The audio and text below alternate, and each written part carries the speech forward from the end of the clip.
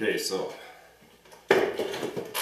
I've had this same background in most of my videos so far, and I wanted to use the background strategically to introduce the concept of my meta model.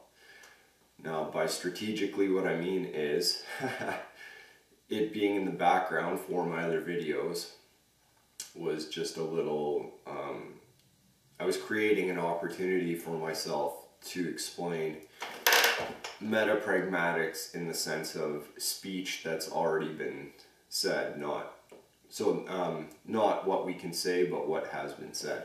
So if we look at the content of each one of my other videos, you hear the words coming out of my mouth and you're picking up on these meanings.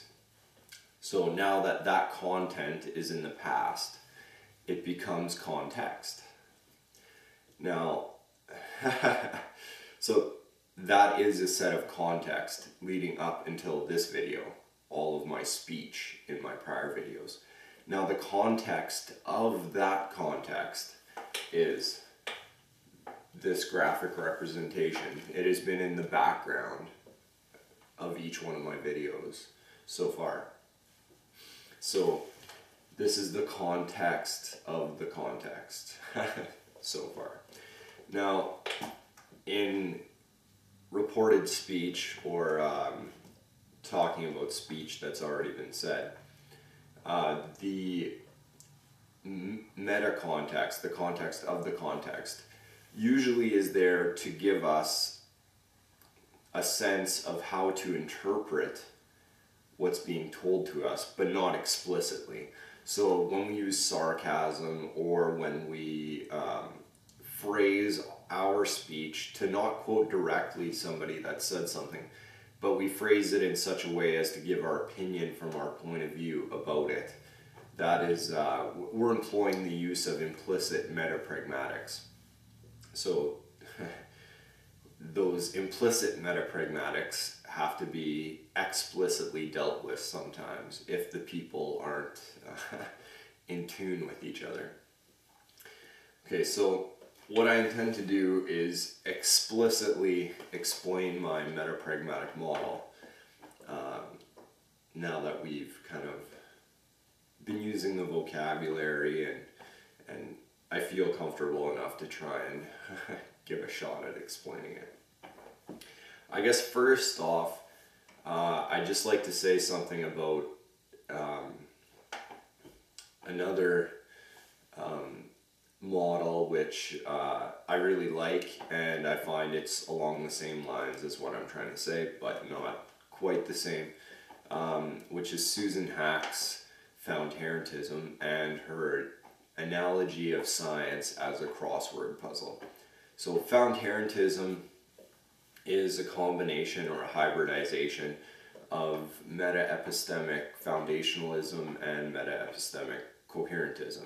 So which that is to say, like, our scientific concepts are built on foundations which are inherently experience and recorded in data, and scientific theories have to kind of fit together somehow. We're looking at how they fit together. So a crossword puzzle, because the solutions are always based on clues, they have a foundation, and they always fit together in some particular way, is an expression of this sort of a model. Now this is a meta model because the values of the model are, again, models. We're fitting scientific models together in a giant meta model or a model of models. So my model is also a meta model, and it kind of goes along those same sort of lines.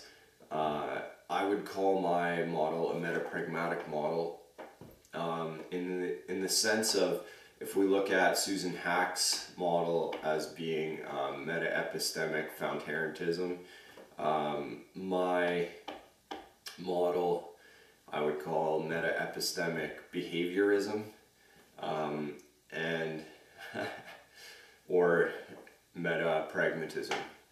Okay, so I'm going to step back and try and explain where I'm going with this model.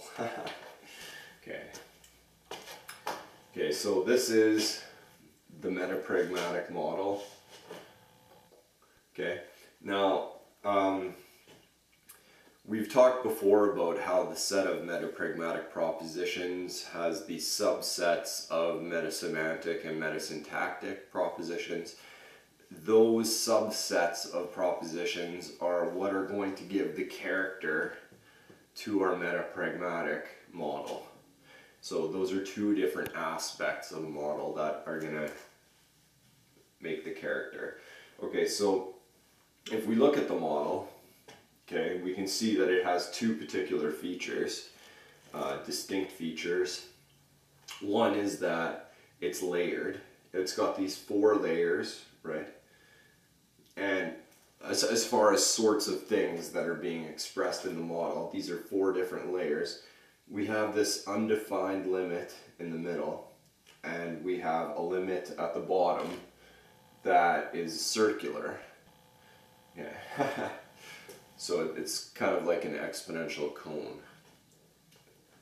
Okay, so the other feature of the model is not the fact that it's layered, but if we look more at the symmetry or the profile, we see that it is a symmetrical shape, roughly.